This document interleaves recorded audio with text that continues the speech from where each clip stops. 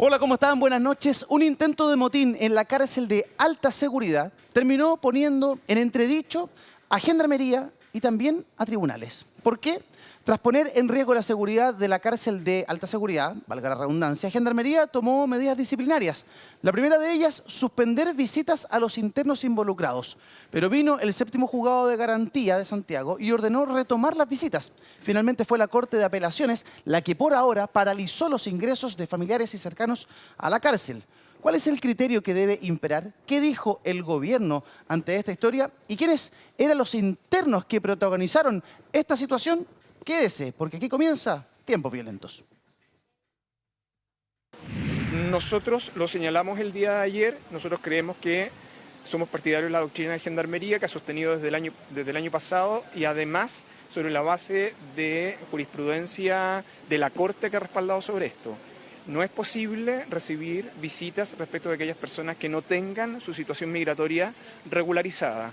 Y en el caso de visita a máxima seguridad, y particularmente respecto de aquellas investigaciones, que personas que están asociadas a investigaciones criminales, ese es un precedente que a nosotros nos preocupa y por lo tanto hemos prestado toda la colaboración para que Gendarmería insista judicialmente.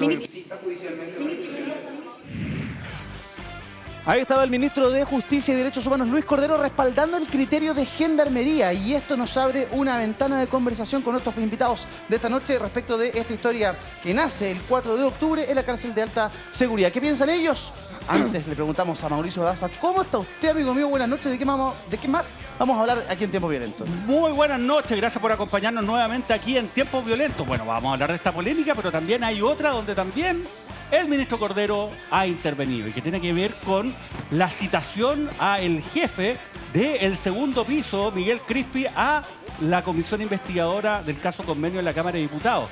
Bueno, resulta de que el Contralor dijo sí tiene que ir a declarar, pero resulta que Luis Cordero dice quizás no tanto. Más allá de los personajes, estamos hablando de dos profesores de Derecho Administrativo que son bastante importantes, así que es un choque, dicen, de transatlántico, ¿no? Se mueven lentos, son grandes, pero bueno, es una polémica que vamos a analizar también esta noche acá en Tiempos Violentos. 10 segundos para iniciar la conversación con nuestros invitados de esta noche. Muy buenas noches. Mario Desbordes, ¿cómo está usted? Bien, gracias por la invitación. 10 segundos adelante ya. ¿En cuál de los dos temas? Cualquiera de los dos. En el primer tema, en el tema de la cárcel. Me apoyo a Gendarmería. La cárcel de alta seguridad está resguardando a los reos más peligrosos de Chile y Gendarmería tiene el derecho y el deber de mantener la seguridad ahí y apretar. Perfecto, Mario. Muy bien. Estamos también esta noche junto a Gloria Requena de la red de Protege. ¿Cómo estás, Gloria? Gusto saludarte respecto al tema de que hace colisionar a Gendarmería y a tribunales. ¿Cuál es tu opinión desde ahora ya? Hola, buenas noches. Yo creo que el tema no son las visitas. El tema es más de fondo. La pregunta es si nosotros como Estado estamos en condiciones de garantizar que sabemos exactamente quiénes son las personas que están visitando. Si eso no lo podemos hacer en un penal de alta seguridad, imposible permitirlo. Perfecto. También nos acompaña esta noche el vicepresidente del Partido Socialista, don Arturo Barrio. Arturo, gusto saludarlo. Muy buenas noches. 10 segundos para usted. Hola, ¿cómo están? La verdad que la información que existe es que, sin lugar a duda, lo que dice Gloria, desde el punto de vista de garantizar quién va a visitar, y por otro lado el apoyo a Gendarmería, que son los que de una u otra manera están a cargo de aquello. Perfecto, muy bien. ¿Qué pasó? El día 4 de octubre, a comienzos de este mes, se genera un intento de motín. La gente que está en el primer piso de la cárcel de alta seguridad comienza a golpear los barrotes, comienza a generar desórdenes, rompen cámaras de seguridad, algunos se autoinfringen heridas, ¿cierto? Cortopunzantes. Lo que genera una reacción por parte de Gendarmería, y el alcaide del penal determina una serie de medidas disciplinarias. Una de ellas, suspender visitas para esos internos, para esos 18 internos, durante un mes. Hay que decir que dentro de estos 18 internos que se vieron involucrados en esta situación están los imputados por el crimen del Cabo Palma, del suboficial mayor Palma, asesinado, ¿cierto?, en la comuna de Santiago. Esto generó que luego la Defensoría Penal Pública tomara la representación de estas personas y llevara esto al séptimo juzgado de garantía. El séptimo juzgado de garantía determina que Gendarmería no corresponde que le suspenda las visitas y restablece las visitas. Pero luego Gendarmería acude a la Corte de Apelaciones y la Corte de Apelaciones hace algo que después Mauricio nos puede explicar en simple. No entra en profundidad la materia, pero sí, por ahora suspende las visitas. O sea, las visitas están paralizadas. Mario Desbordes, ante esta historia, ¿cómo se ve Gendarmería respaldada? Si toma una determinación, pero luego un tribunal dice no, Está bien que ingresen los familiares de estas personas. ¿Cómo se controlan las cárceles? Lo primero, las cárceles están hoy día en un nivel crítico. La seguridad en las cárceles hoy día es cada vez más precaria. Las cárceles están colapsadas y además colapsadas con reos de altísima peligrosidad. La cultura carcelaria ha cambiado mucho en los últimos años. Yo me reúno permanentemente con gente de Gendarmería. Yo trabajé en las cárceles, trabajé en Colina 1 y 2, sé lo que es estar en un consejo técnico. Y la verdad que el rol de los gendarmes es un rol bien poco reconocido por la ciudadanía, pero extraordinariamente importante. Ahora, hay una serie de demandas que exigían, ¿no es cierto?, estos reos que si están en la casa de alta seguridad, como se llamaba antes, ahora tiene otro nombre, es porque son los reos más peligrosos de Chile, los internos más peligrosos de Chile. Luego, en todo el mundo se establecen restricciones a este tipo de presos. En Estados Unidos tendrían 1 hora de patio con suerte al día, 2 estarían siempre en un locutorio con máximo 20 minutos de visita. Eso es el régimen federal a nivel de todo Estados Unidos. En Europa es exactamente lo mismo, pero aquí hacemos un escándalo cuando, por ejemplo, no les permitimos la visita piel a piel, sino que los obligamos a usar un locutorio, que durante décadas estuvieron clausurados porque el IDNH ha sido un escándalo, etcétera. Con el nivel que está llegando la delincuencia en Chile hoy día, tenemos que adoptar estas medidas. Ahora, 2, tú puedes estar en contra de la medida de Gendarmería, y lo que corresponde ahí es un recurso. Precisamente mientras no haya tribunales de control de pena, de control de ejecución de penas, que estamos ya avanzando en eso, en la legislación nacional, es el Tribunal de Garantía el que ve estos recursos. Entonces, eso es lo que corresponde. Si queréis reclamar, anda al tribunal, al juzgado de garantía. Pero no puedes hacer un motín, no puedes destruir bienes públicos, no puedes autoinfligirte ideas, que no les creo nada. No puedes anunciar una huelga de hambre. Si tú haces todo eso, Gendarmería está obligado a sancionarte. Tiene que mantener el control de la unidad, tiene que mantener el orden dentro, tiene que mantener la seguridad del penal y por lo tanto me parece correcto. La Corte lo que acogió fue una orden de no innovar presentada por Gendarmería de Chile y por lo tanto se mantiene las medidas adoptadas por la institución. Yo a los defensores conversé con uno en la mañana, bueno, todo mi respeto por su pega. Pero aquí, por favor, no estamos hablando de una persona que está por hurto. No está el hombre que no pagó la multa por haber vendido CDs pirata. Estamos hablando de delincuentes de máxima peligrosidad. Y este tipo de medidas, yo felicito al ministro Cordero, creo que es lejos el mejor ministro que tiene este gobierno. Si no es por Cordero, la verdad que el gobierno estaría guateando bastante más. Hay otros buenos ministros, pero la verdad que yo con Cordero me saco el sombrero porque ha sido un tremendo hallazgo. Tiene toda la razón en lo que está diciendo y me alegra ver un ministro de Estado respaldando como él lo está haciendo a Gendarmería de Chile. Hay que decir que Mario entre el año 94 y el año 2000 trabajó en Gendarmería. No solamente tiene un pasado en Carabineros, sino también en Gendarmería. Fue coordinador nacional en materia educativa y de trabajo dentro de la institución de Gendarmería, entre otros cargos. Hay algo que Gloria apuntaba en sus primeros 10 segundos y que tiene que ver con la identidad de quienes van a visitar a estos internos. No se trata de lo que conocíamos hace 30 o 40 años cuando alguien iba a ver a la cárcel a sus familiares, que tú podías constatar de manera más fehaciente la identidad. Se trata de personas cuyo sistema migratorio, cuyo rótulo migratorio es irregular. Entonces, es muy difícil poder acreditar la identidad, que es lo que argumenta Gendarmería. ¿Cómo se hace para que estas personas puedan tener visitas sin pasar a llevar sus derechos, ¿cierto? Pero contemplando la seguridad del penal y también sabiendo quiénes son realmente quienes ingresan a la cárcel. Gloria. Bueno, acá hay un punto importante que lo pone Mario sobre la mesa y quienes hemos trabajado con penales en la región, tenemos claridad que en las nuestras son normas bastante más relajadas, porque en otros países las normas son bastante más extremas, sobre todo con presos de alta criminalidad. Acá el problema, insisto, no es la visita es un derecho humano. La visita, el castigo que ellos tienen que sufrir es la privación de libertad, no es la privación de las visitas. Pero el problema está cuando entra en colisión estos derechos. Porque una cosa es garantizar que yo tenga un derecho a mantener contacto, digamos, con mi familia, y otro tema distinto es que eso ponga en riesgo la seguridad del penal. Y evidentemente, si yo no tengo capacidad de poder corroborar la identidad de quien más encima ingresa de manera ilegal, por lo tanto, todo su procedimiento, todo su proceso es irregular, evidentemente que no la puedo dejar entrar. Aquí Gendarmería ha actuado correctamente. No se puede permitir el ingreso de personas que no sabemos si son un riesgo a la seguridad del penal o un riesgo incluso a la seguridad de estas mismas personas. Hay que entender que la visita tampoco es aprobada, recibe la visita y se le comunica. Entonces hay varios factores que considerar acá. Yo no tengo claridad, digamos, respecto de quiénes son. Si no la tengo, no los puedo dejar entrar. Aquí ha habido un actuar correcto. Y la justicia tampoco está, cuando la Corte declara la orden de no innovar, tampoco está en colisión. Está diciendo, bueno, paremos acá la situación, analicémosla y ahí tomemos una resolución. Pero evidentemente la prioridad aquí es la seguridad. Sí. Arturo, el alcaide de la cárcel toma una determinación por un acto de indisciplina, por un problema grave de desorden, de un intento de motín. Y el séptimo juzgado de garantía toma una determinación opuesta, ¿cierto? Contraría la decisión del alcaide. ¿Cómo es la señal? ¿Cómo consideras que es esa señal del juzgado? Yo no creo que sea una señal buena. Aquí lo han dicho tanto Mario como Gloria, el apoyo completo del ministro. Yo creo que lo ha dicho con claridad. Porque finalmente lo que existe es un hacinamiento y existen serios problemas en las cárceles. Ya lo habíamos conversado en programas pasados. Por ejemplo, en 4 áreas. Fortalecer la capacidad de control con mayor tecnología.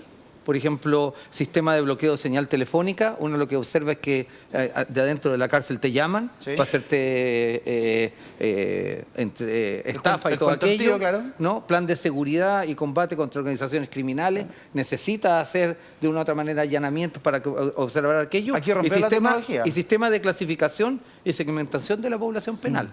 O sea, esos son las matrices de los problemas que se tienen en el ámbito de las cárceles. Y por eso yo creo que es bueno lo que se ha determinado. Es bueno que el ministro diga, mire, yo estoy apoyando a Gendarmería en esto porque de una u otra forma no pueden entrar personas indocumentadas. Esto no puede ser de una u otra manera, esto no es un mall.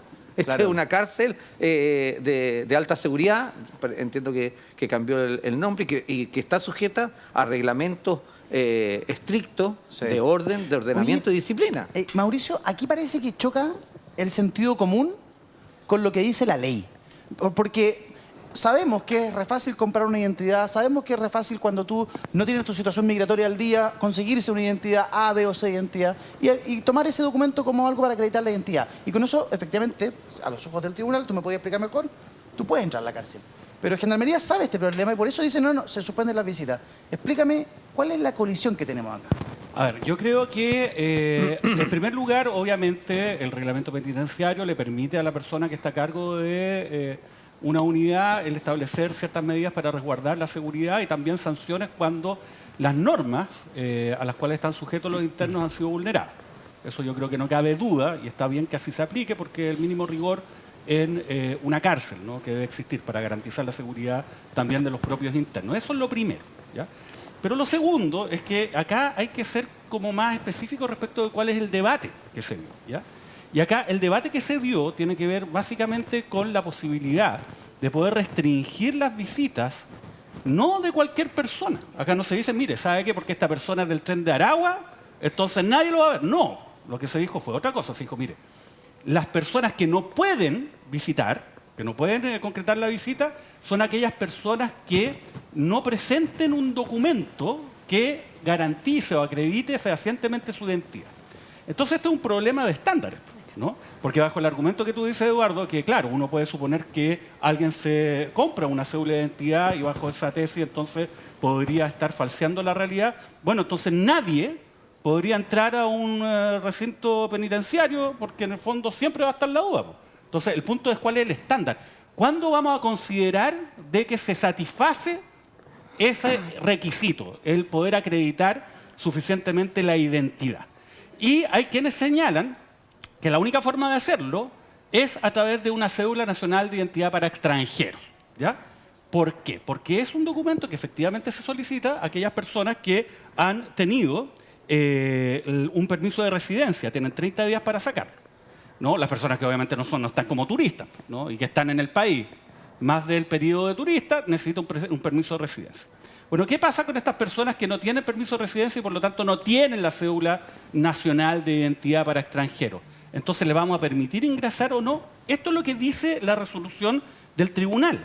Dice, se autorizó el ingreso a la unidad penal en calidad de visitas de familiares y seres queridos de los imputados, en la medida que dichas personas cumplan con los requisitos contemplados en las resoluciones exentas 2598 y 6222 de Gendarmería, que establece esta necesidad, ¿no?, de acreditar fehacientemente su identidad al momento en que llegan y se enrolan. Acerca de acreditación de identidad y enrolamiento con su respectivo pasaporte o cédula de identificación correspondiente a su país de origen vigente. En lo sucesivo, la autoridad penitenciaria se abstendrá de impedir el acceso de visitas a los internos antes singularizados, o sea, los que no tienen, digamos, esta cédula de identidad, aduciendo razones referentes a su situación migratoria de tales personas. O sea, Pueden impedirlo, pero aduciendo otras razones. Lo que no pueden hacer es aducir esta razón, ¿no? Que es tan irregular en el país. Esa es la controversia. Ahora, esta es una controversia plausible. Es plausible porque, obviamente, es una cuestión de cuál es el estándar para poder acreditar esa identidad y será la Corte la que lo va a tener que definir, ¿no? Ese es el problema en concreto en este caso. Pero insisto, acá no es que se diga, oiga, sabe que el alcaide no puede establecer medidas en contra de las personas que intentaron o hacer un motín o que generaron vulneración a las normas que rige a todos los internos de estos recintos penitenciarios. Entonces, esa es la controversia. Esto es bien importante porque hay que diferenciar los casos. Porque, o si no, va a parecer que cada vez que un juez dicta una resolución a favor del planteamiento de una defensa de un imputado en una causa de narcotráfico, entonces está aliado con los narcotraficantes. Esto en un contexto que ya tuvimos una polémica con el juez Barraza de Arica, donde yo creo que ahí el debate no era tan plausible como este, donde derechamente ordenó que se revelaran las identidades de agentes encubiertos, informantes y testigos, y que se les entregara esto a las defensas de los imputados en el caso de los gallegos, que es el brazo armado, uno de los brazos armados de Tren de Aragua, ¿no? Entonces, hay que diferenciar y hay que ser como un poquito más fino, pero obviamente los alcaides tienen la posibilidad de poder tomar estas medidas y es lo que corresponde sobre todo en recintos de alta o máxima seguridad. Claro, o sea, lo que pasa es que se le exige a Gendarmería que no solamente los internos estén en la cárcel, sino que además que sea Gendarmería quien controla, quien maneja la cárcel. Que no sean los internos los que manejan la cárcel. Lo que pasa en Tocorón, lo que pasa en muchas cárceles de Latinoamérica. Pero eso no está lo que está acá, no está en controversia eso. Por eso No está en controversia eso. Hay que ponderar el debate. Yo creo No que está en esto es controversia eso, Mauricio. superimportante. Lo que sí pasa es que la sociedad le exige a Gendarmería que ellos controlen las cárceles. Y aquí hay un alcaide que pone una medida y lo que se lee en el titular es que un tribunal o el séptimo juzgado de garantía contradice esa orden. Entonces uno dice, bueno, ¿quién manda a la cárcel? ¿Gendarmería o mandan los internos? En este caso, como se presenta en el titular, avalado por un tribunal. O sea, ¿mandará la ley, supongo? ¿Ah? ¿Mandará la ley? Debiese mandar la ley. No, yo creo, ¿no? Esto no es un debate, por eso No, que mande a alguien. Por eso quiero ser Sin claro. duda, a uno le puede gustar o no. De ahí la Por eso medida de la quiero ser Corte claro. de la orden de no innovar. Esto no es Y una... eso lo da que definir la Corte. Perdón, esto no es un debate de un juez que avala a los delincuentes con el Tren de Aragua contra Gendarmería. No es eso. Es un juez que tiene que ponderar la ley. Pero en el debate público, en el sentido común, uno dice, chuta, aquí el alcalde quiso poner orden y el juzgado le dijo que no. Entonces, ¿quién manda? Abro la discusión. No, lo que yo digo es que de una otra manera manda siempre la ley, siempre. O sea, para los que creemos en la democracia y en el Estado de Derecho siempre manda la ley, eso no hay ninguna duda. Pero sí, por ejemplo, si es que uno quiere ir al tema de fondo, dotar a Gendarmería con mayores niveles de control, con más tecnología. Por ejemplo, no hay rayo X, por ejemplo, no hay detección y anulación de drones. Claro. Usted sabe que de repente van por arriba los trenes, no hay aquello. Yo me pregunto, no hay ¿tienen cómo software de saber tecnología. si un Entonces, carnet de identidad es verdadero o no? Gendarmería, lo que yo digo, claro, lo mismo que hablábamos con respecto a eso, la identidad. Gendarmería se le pide que cumpla un rol y no se le dan todos los instrumentos para aquello. Mario Desbordes, ¿tiene Gendarmería tecnología como, por ejemplo, para verificar si un carnet de identidad es verdadero o no? Partamos por una disquisición. Si el carnet es venezolano, que es este caso, ni una posibilidad. Y esos son los que están vendiendo en Mex a 10.000 pesos. Ahora, se trata de la mamá, del papá, lo que ellos aducen. La cédula de identidad chilena tiene estándares muy altos y esos son verificables por Gendarmería con los equipos que hoy día cuenta Gendarmería. Ahora, los jueces de garantía a nivel nacional, lo conversaba con una de las asociaciones hace 2 semanas atrás, ha anulado centenares de medidas disciplinarias del alcaide a internos de los penales. Hoy día hay una controversia constante entre dichos tribunales. Ahora, la resolución del séptimo, de los jueces del séptimo, no solo tiene que ver con la visita, también hace una serie de observaciones de pobrecito, mire, tiene un poco de humedad aquí, preocúpese de esto, o sea, pero no alude y no se hace cargo de del acto de indisciplina brutal que cometieron estas personas. Yo vuelvo, mira, aquí la ley, por supuesto, pareciera clara, pero hay otro punto de discusión. Los internos del sistema antiguo procesado, sistema nuevo formalizados, dicen los tribunales de garantía, somos nosotros los que tenemos, ¿cierto?, la última palabra respecto del lugar donde cumple la prisión preventiva, y todas las medidas que se adopten con ello. Gendarmería la tiene respecto a los condenados solamente. Y eso la verdad que es una discusión que se va a solucionar cuando haya tribunales de control de ejecución de penas, pero mientras tanto una discusión que yo creo que es bien poco correcta por parte de los tribunales de garantía. Ahora, se les pasa la mano a los garantistas, yo quiero ser súper claro.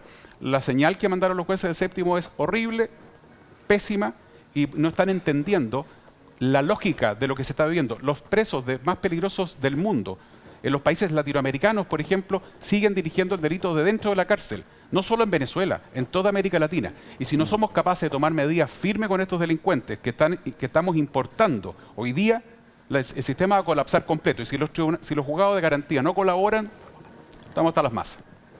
Mauro Daza, derecho a réplica. A ver, no, más que réplica, si en el fondo a ver es lo siguiente. Uno, en un Estado de Derecho, aunque sea odioso, los jueces no están para dar señales. De hecho, los jueces muchas veces tienen que fallar en contra de la voluntad popular porque ellos están mandatados a aplicar, ojalá de una forma imparcial, la ley.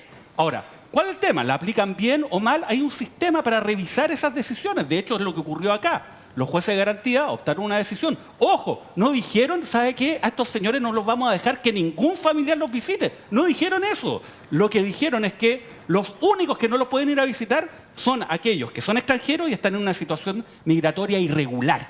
Entonces hay que preguntarse, oye, ¿la legislación actual establece como sanción a las personas que están en una situación migratoria irregular el no poder ir a visitar a sus familiares a las cárceles?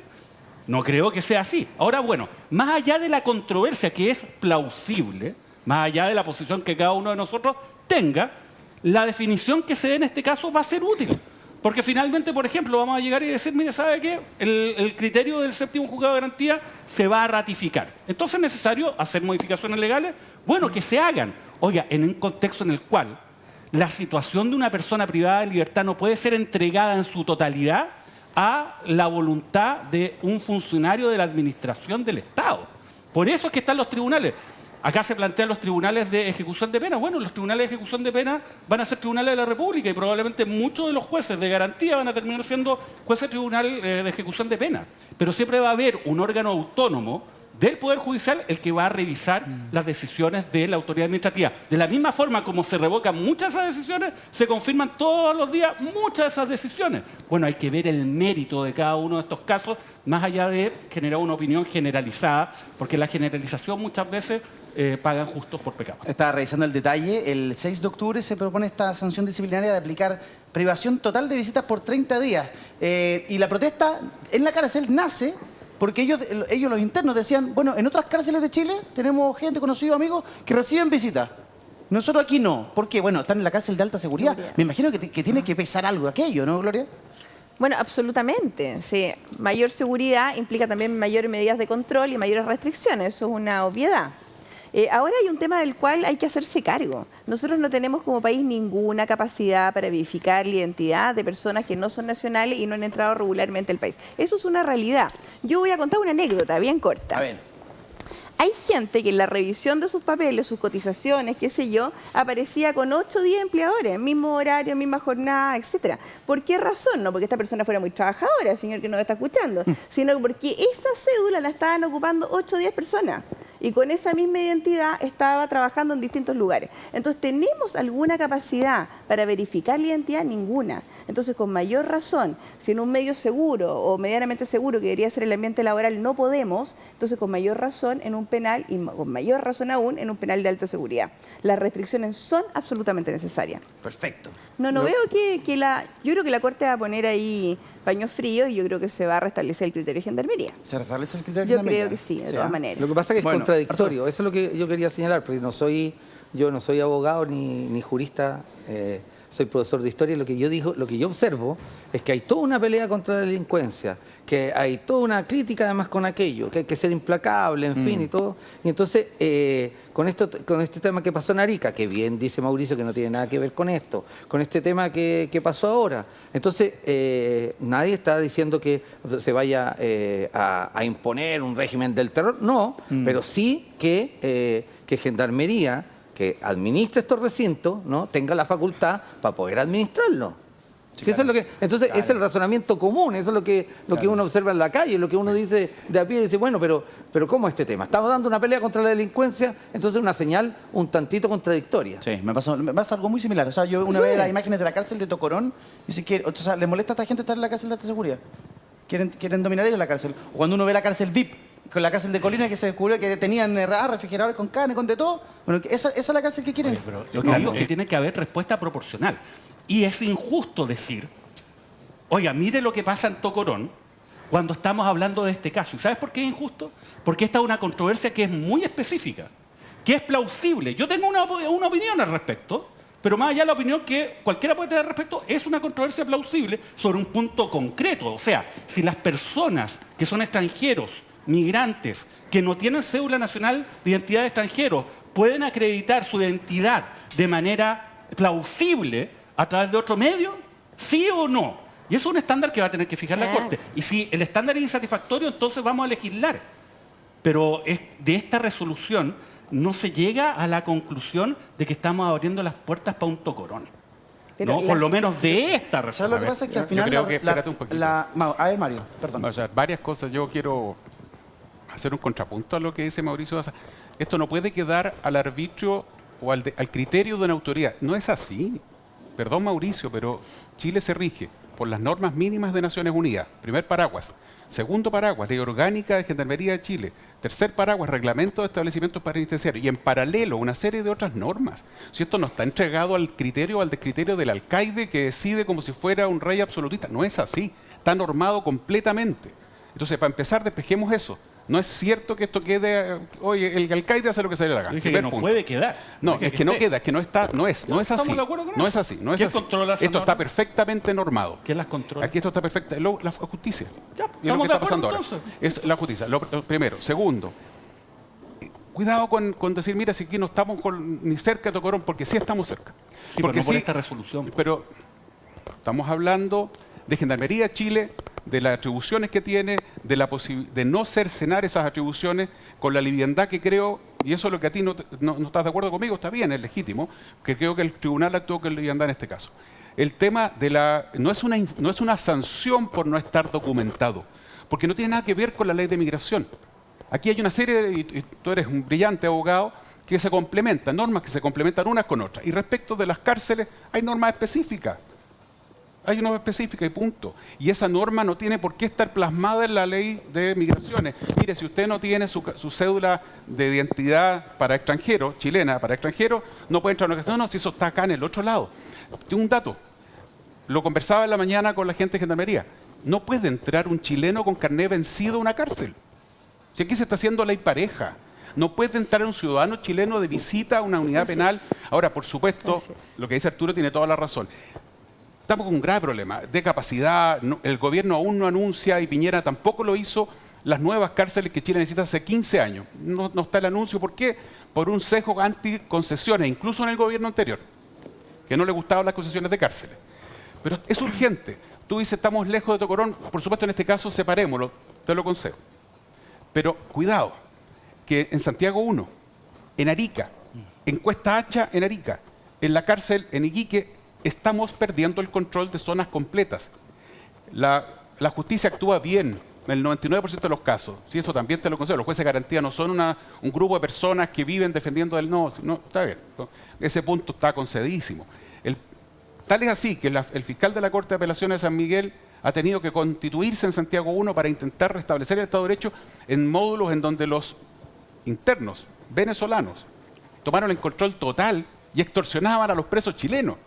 O sea, ese es el nivel de lo que se ha ido encontrando cada vez más. Y Gendarmería está en una situación crítica. Y por lo tanto hay que tener un cuidado único con las señales. Y tú dices, los tribunales no dan señales. Sí, dan señales. Constantemente. Siempre los fallos tienen un elemento simbólico, quieranlo o no, y eso es una cuestión reconocida. No es que sea la pega dar señales, por supuesto que no es la pega de un tribunal, tiene que aplicar ceñirse a la aplicación del derecho. Pero con sus fallos también se dan señales. Ya, solamente para terminar y aclarar. A ver, yo no estoy defendiendo la resolución del séptimo juzgado de garantía. Lo que estoy diciendo es que si no moderamos el debate y lo acotamos, estamos nosotros dando una señal. Y la señal es la siguiente, que es preocupante. Es decir, mire, cada vez que un juez de garantía conceda una petición de la defensa de un imputado en una causa vinculado al Tren de Aragua o a un grupo de narcotraficantes, entonces transformamos eso inmediatamente en que ese juez está funcionando para los intereses de ese grupo y que eso directamente nos lleva, ¿no?, a una situación como la de Venezuela, como la de Tocorón. Obviamente yo estoy de acuerdo, es un riesgo que el crimen organizado pueda finalmente controlar nuestras cárceles, es un riesgo que se está concretando, que el crimen organizado esté actuando de la misma forma como lo hace en otros países, donde el sistema de justicia, el sistema de persecución penal, se ha visto sobrepasado por la acción de estos grupos criminales. Y ese riesgo no tenemos que hacer cargo, pero también tenemos que ser cuidadosos y proporcionales con el debate, ¿no? Porque finalmente hay casos en los cuales las resoluciones que se adoptan no tienen mucho sentido, como lo que ocurrió, por ejemplo, en Arica y el juez Barraza, ¿no? Y nosotros lo hemos criticado acá de una manera bastante concreta. Pero en este caso el debate es mucho más acotado, es plausible y lo tendrá que decidir la justicia. Y a partir de eso tendremos que ver si es que es necesario tomar medidas para modificar la ley y los reglamentos con la finalidad de avanzar en el sentido que mejor le parezca a nuestra sociedad. Es eso. Vamos a cambiar de tema, vamos a avanzar a otra materia de conversación. Hay un titular para aquellos, mire. Giro en la moneda. El gobierno sondea asistencia de Crispi al Congreso pese a resistencia del jefe del segundo piso. En el Ejecutivo, luego de la dura arremetida del Contralor Jorge Bermúdez y fuertes críticas hacia el ministro de Justicia, Luis Cordero, está intentando ajustar su estrategia inicial sobre la asistencia de Miguel Crispi a la comisión investigadora que indaga los cuestionados convenios entre fundaciones y reparticiones del Estado. Está cambiando la mano, al parecer. Se estaría allanando el camino para que Miguel Crispi tome la ruta 68 y vaya al Congreso, al parecer. Esta vez hablo con Gloria, que la tuve ahí en pausa en el tema anterior. Gloria. Bueno, evidentemente que tiene que ir. Desde el día 1 el gobierno se habría podido ahorrar este conflicto absurdo, innecesario, bizantino, que es el tema de que cualquier persona que ejerce una función pública tiene la obligación de rendir cuenta y ser citado a concurrir. Entonces es absolutamente absurda la discusión. Uno puede entenderlo del punto de vista del presidente de la República, etcétera, conteste por escrito. Pero yo no veo ninguna razón para que Crispi no vaya y haya generado este impasse que ha tenido semanas el gobierno en una discusión absurda. Él debe ir, le hace bien al gobierno, le hace bien a la democracia, que cualquier autoridad que tenga alguna información o que se presuma por una comisión que es investigadora que pueda aportar en algo, vaya y aporte. Y si no tiene nada que aportar, lo dirá. En este tema no tengo nada que aportar. Pero él no tiene ninguna condición especial para quedarse en la casa y decir que no va a ir. Yo creo que eso le hace mal al país, le hace mal al propio gobierno, así que es muy sano que estén cambiando de actitud y finalmente Crispi vaya. Ahora, desde China, la ministra Vallejo abordó esta materia y dijo lo siguiente. Como le señalaba anteriormente, aquí no hay nada que esconder y todas las respuestas a las inquietudes se han presentado transparentemente. Entonces, el resto termina siendo un problema de la política pequeña. Y nosotros creemos en la gran política, creemos que los intereses del país no pueden estar en juego producto de eso.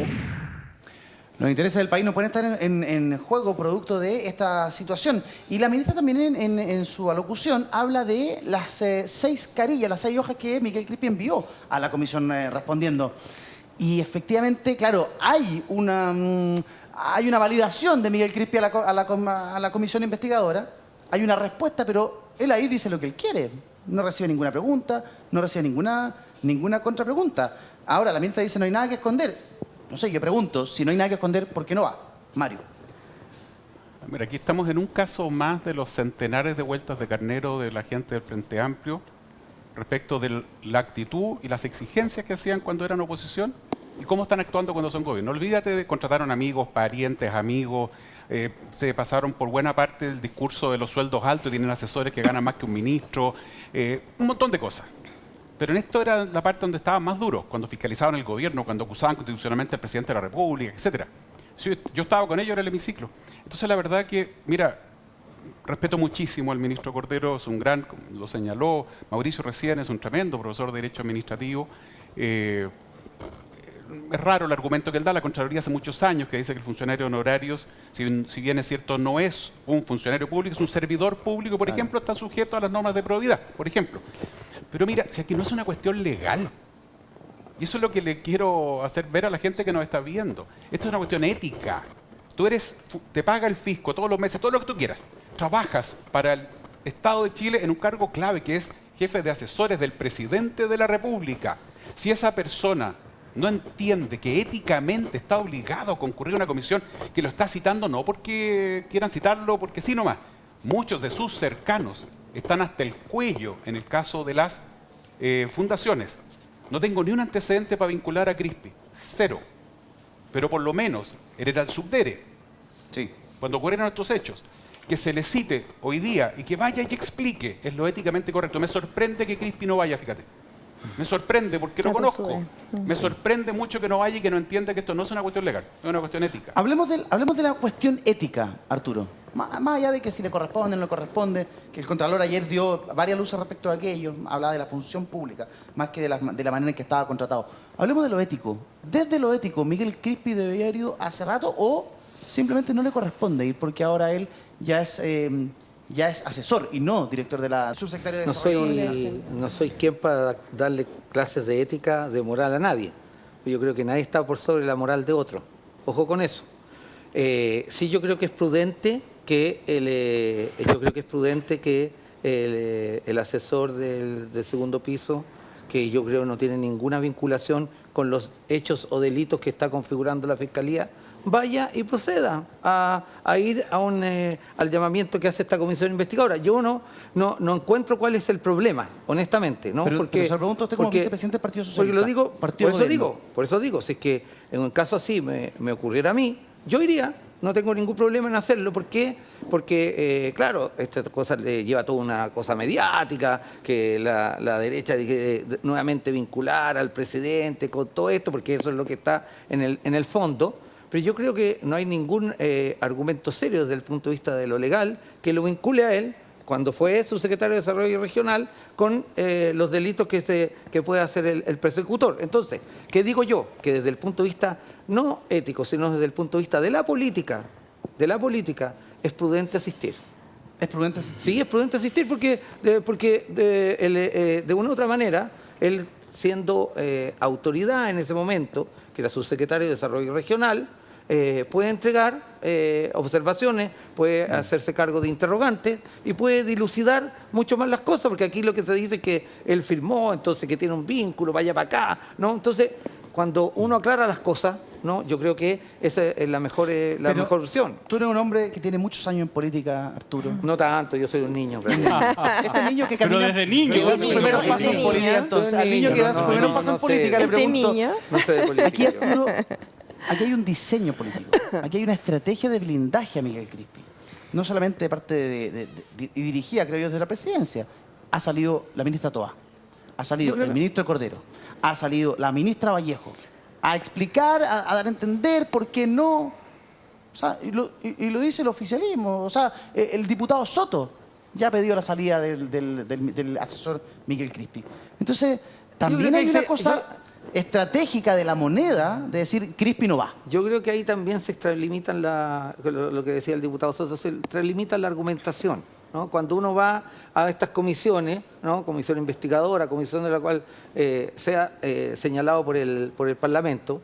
A mí, de hecho, me encantaría que me citaran a la Comisión de Educación con el tema de los temas que hay en educación, pero creo yo que hay que hacerlo. Ahora, cuando uno dice, bueno, se tiene que ir, ya entra en una subjetividad. ¿Por qué yo creo que, por qué estas defensas y todo el tema? Porque es un gobierno que está permanentemente asediado por la crítica. O sea, es un gobierno que, mire, arma una comisión donde va todo el tema a China. ¿Y por qué lleva a Camila Vallejo? ¿Y por qué es del comité político? Perdóname, los chinos no votan en Chile, tranquilo, los chinos no votan en Chile. Vamos poniendo las cosas en su justo mérito. Hace una declaración el presidente, sale de La Moneda. ¿Pero por qué sale el presidente de La Moneda? Entonces, cuando tú estás asediado en la crítica, emocionalmente tú te defiendes, porque todo es crítica, todo está malo. O sea, pero eso es palabrado. Sí, pero lo que yo digo, pero fíjate que una crítica sin denostar. Aquí yo he estado al menos de parte si mía, que fue yo he dicho, por fue ejemplo, Piñera. yo he estado en más de una vez en foro con Mario Desbordes. Puede atestiguar que yo nunca no lo hice digo una personalmente crítica tú. personal al presidente Sebastián Piñera denostando la primera magistratura. Aquí de manera permanente, consistente, Claro. uno puede tener una crítica política, pero cuando destruye una institución, después vaya que es difícil recobrarla. Entonces, aquí Miguel Crispi, bajo mi humilde punto de vista, es bueno que asista.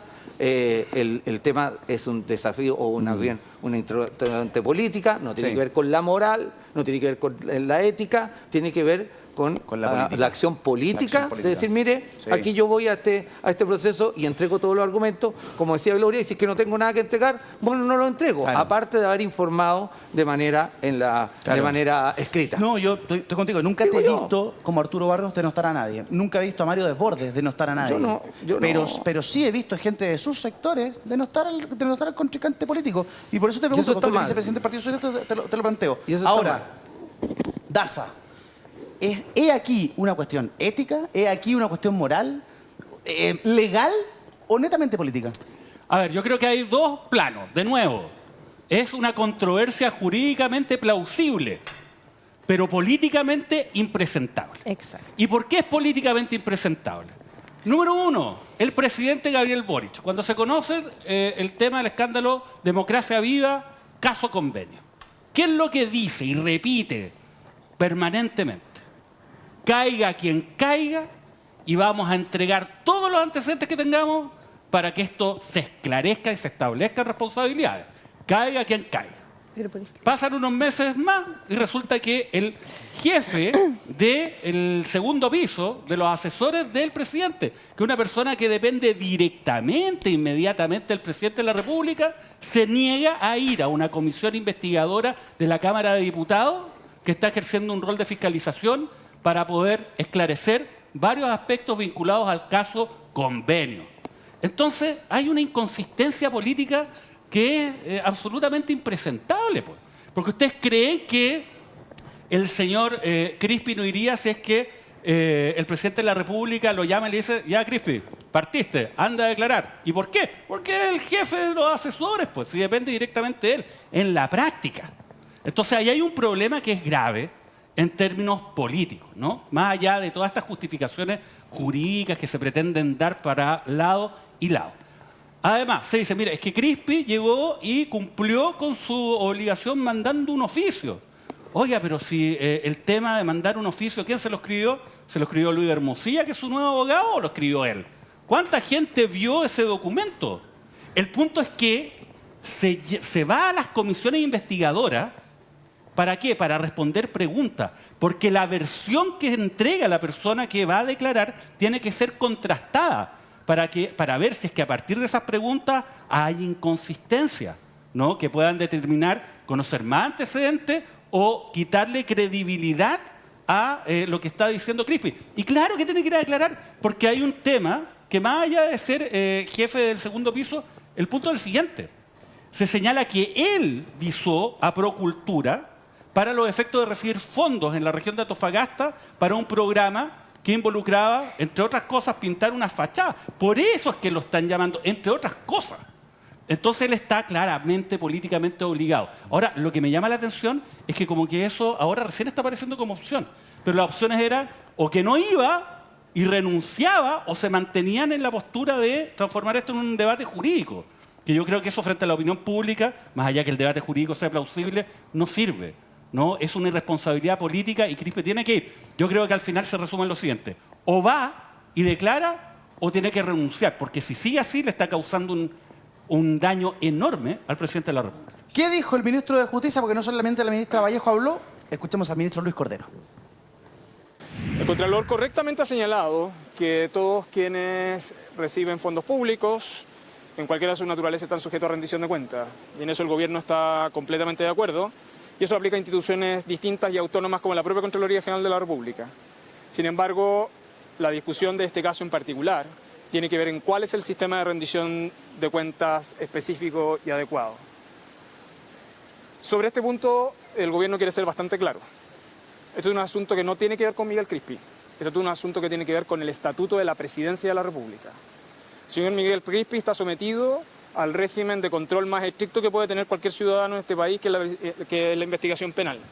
En ese contexto, es donde se está realizando la investigación. Lo segundo, es respecto de una segunda institución que tiene controles amplios, que es la Contraloría General de la República.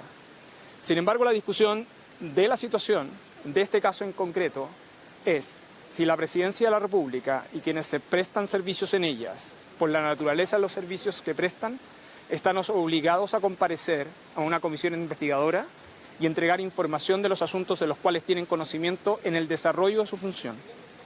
En opinión del Ejecutivo, existen suficientes argumentos para sostener, porque así lo ha deliberado el propio Congreso en materias, por ejemplo, como la ley del lobby, que la Presidencia de la República tiene un estatuto jurídico distinto.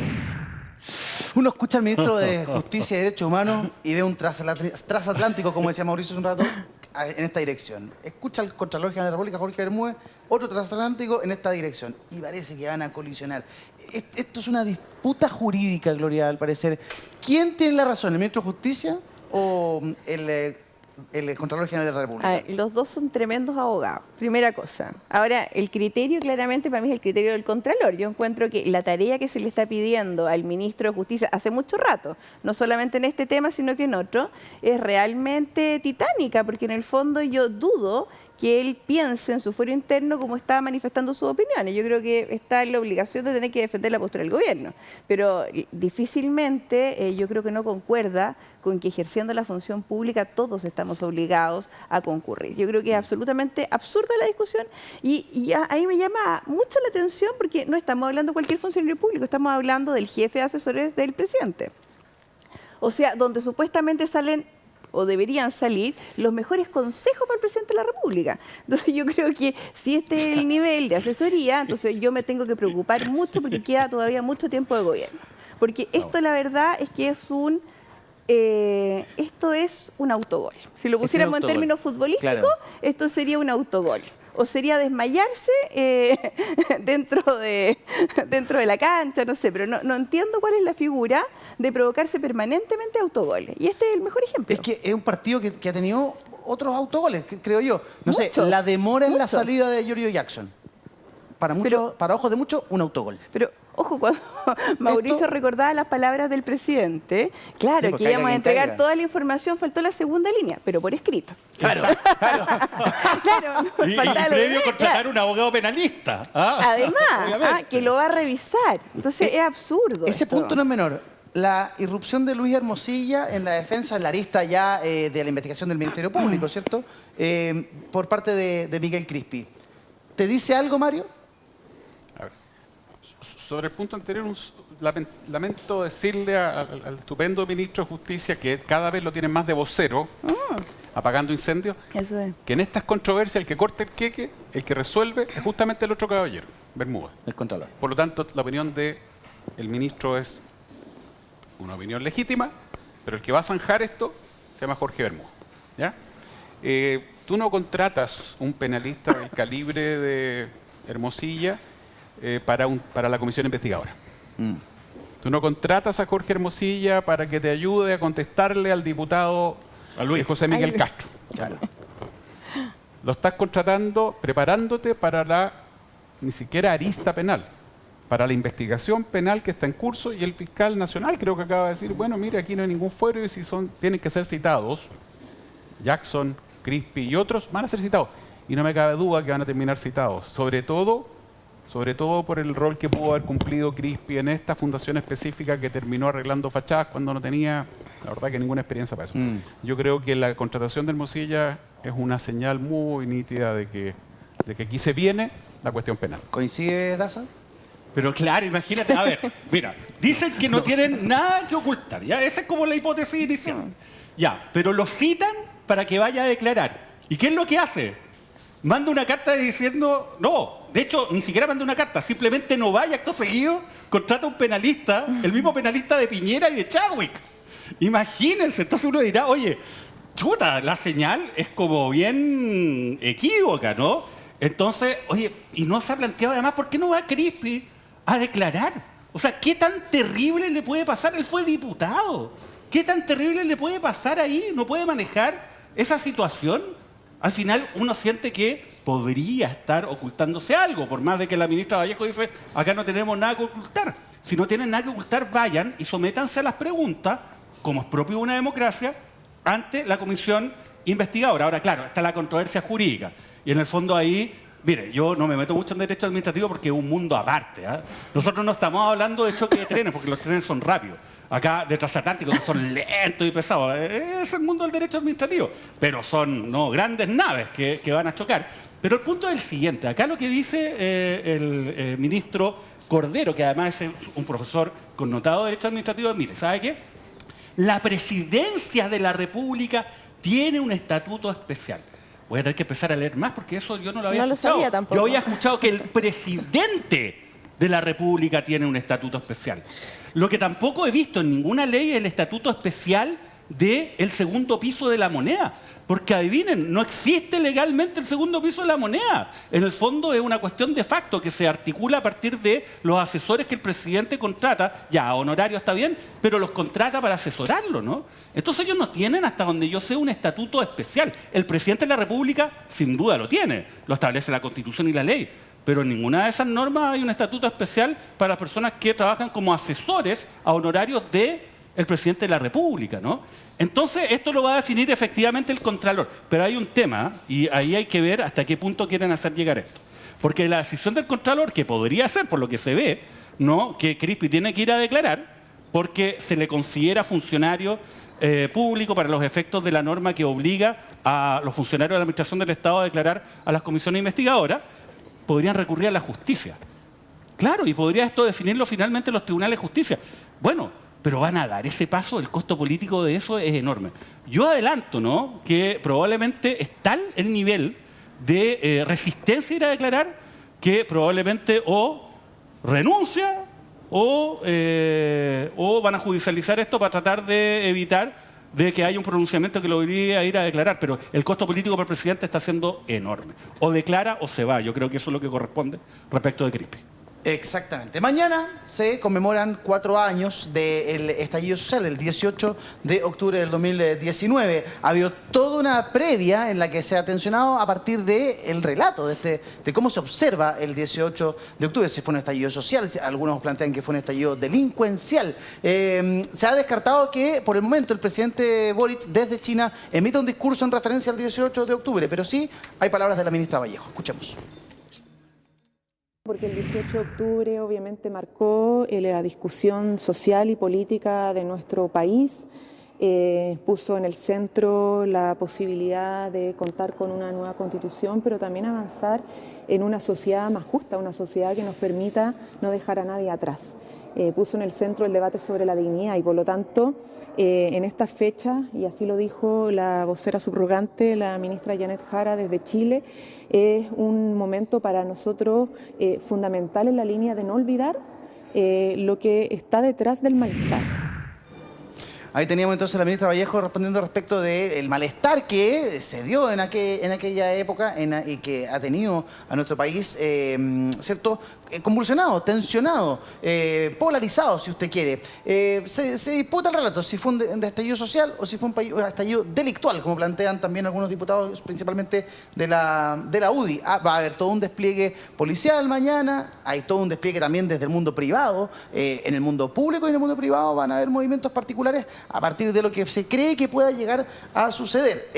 Han descartado cualquier, no sé, discurso, actividad especial o acto conmemorativo del 18 de octubre, por lo menos por parte del gobierno.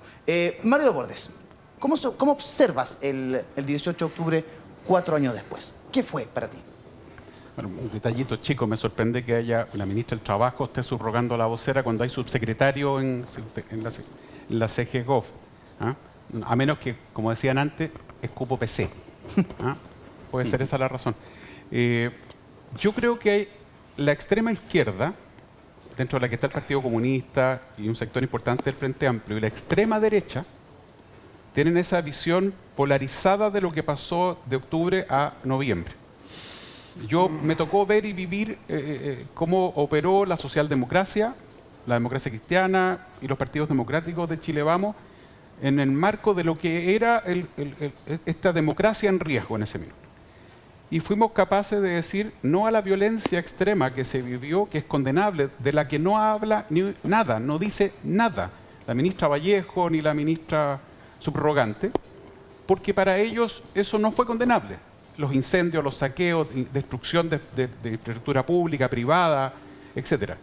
Tampoco el intento de punch que hicieron un grupo minoritario, chicos, como quieras tú, no eran los venezolanos, era made in Chile, pero hubo eso.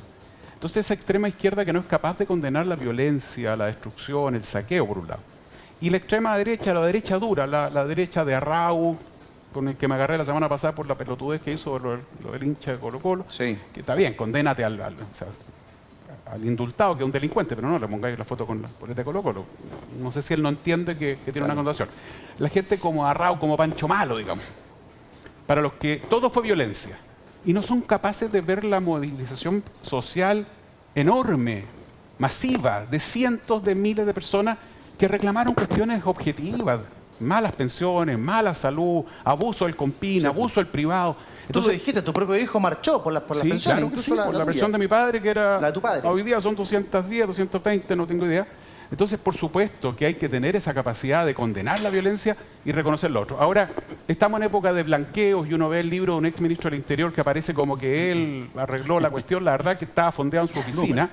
Y yo agradezco la pega de la Katy Martorelli y de Uvilla, que lograron afirmar a Carabineros que estaba súper complicado. El gobierno completamente paralizado.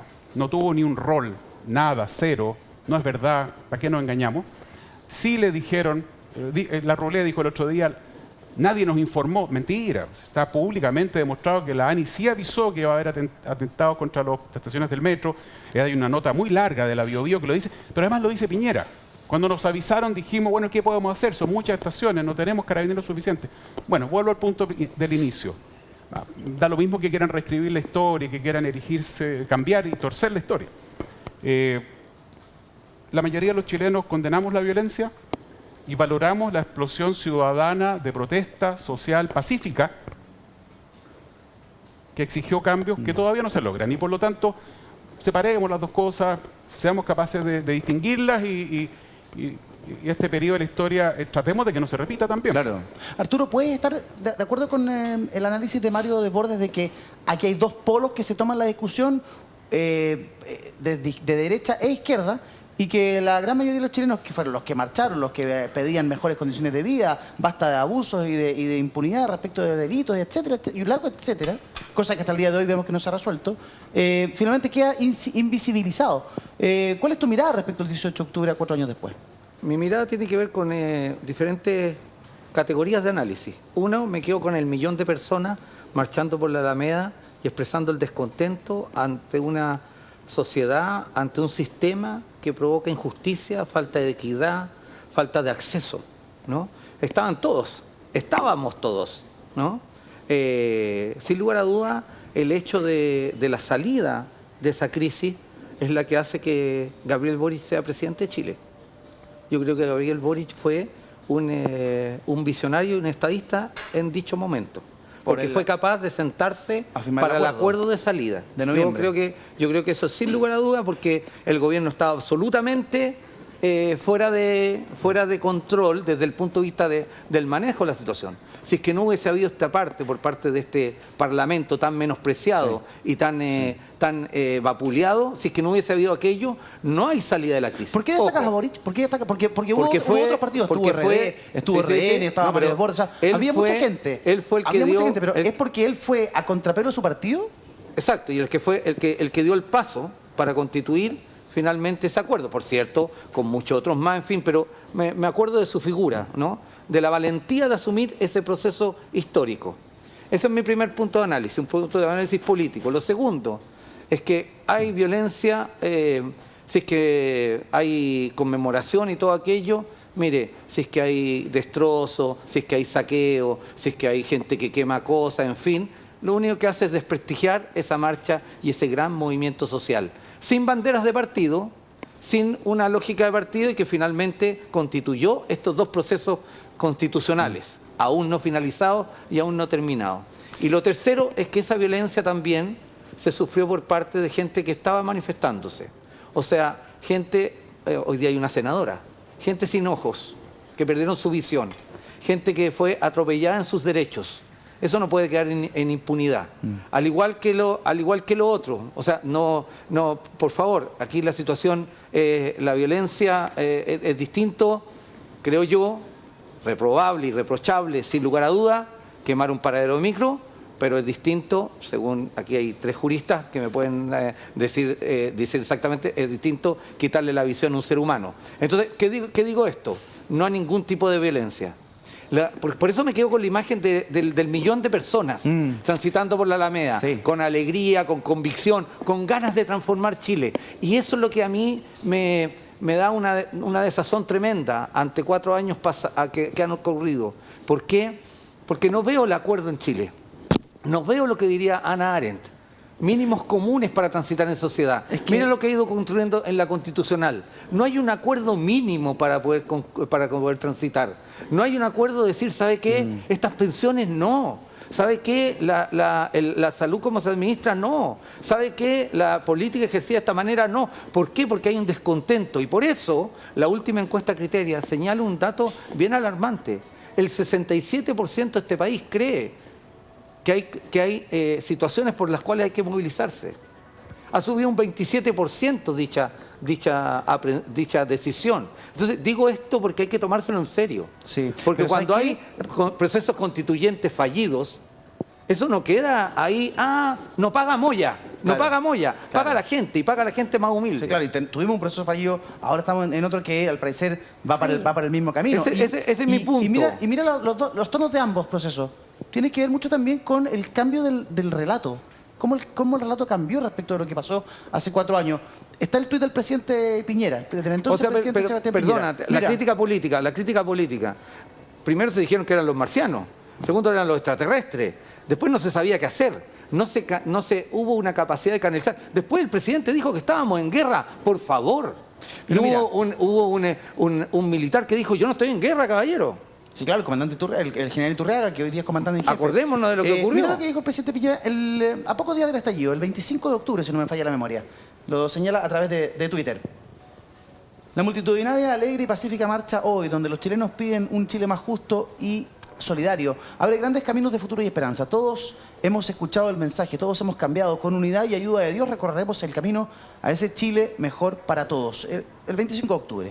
Y pasamos de ese tuit, ¿cierto?, a hablar de un golpe de Estado no tradicional.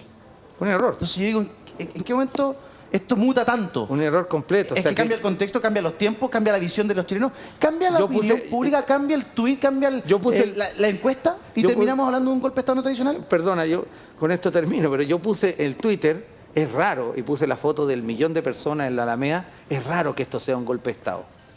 ¿No? O sea, golpe de Estado blando, no. Lo que hubo es una situación de crisis, de querer acceso, de que haya mayor igualdad, mayor justicia, de amplios sectores de la sociedad, poco canalizado con el gobierno, Gloria, sin lugar a dudas. ¿Por qué cambia tanto el relato? Incapaz de canalizarlo el gobierno. Ya, por dame un segundo. Perdona. Profesor, como el tema de la pasión. Gloria, ¿por qué cambia tanto el relato? ¿Qué pasó en Chile que el 2019 el presidente habla de una marcha multitudinaria, colorida, ¿cierto?, democrática, alegre y pacífica, ese fue el concepto, alegre y pacífica, y después, 4 años después, habla de un golpe de Estado no tradicional? Bueno, ¿Qué pasó? Lo que pasa es que otra cosa es con guitarra, ¿ya? Y evidentemente la cosa se fue cada vez complejizando más. Evidentemente que aquí no hubo ningún golpe de Estado blanco, ni como se le quiera llamar. Aquí hubo un estallido social y también hubo hechos de violencia muy graves. Sí. Y este país se polarizó mucho.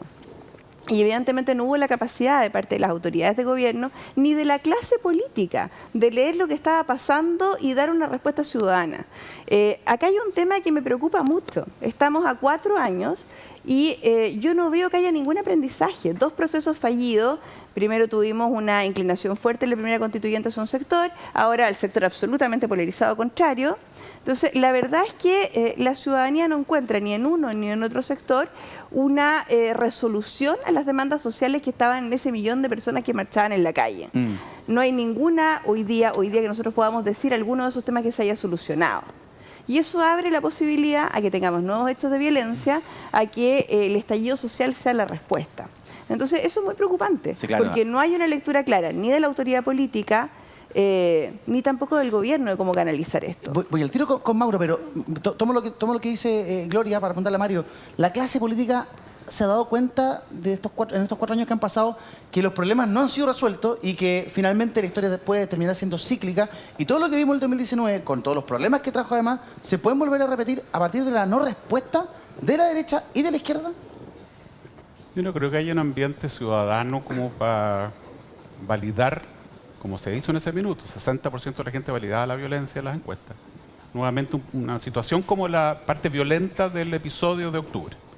Yo quiero contradecir a mis contertulios con todo el cariño del mundo. Sí hubo varios miles de personas.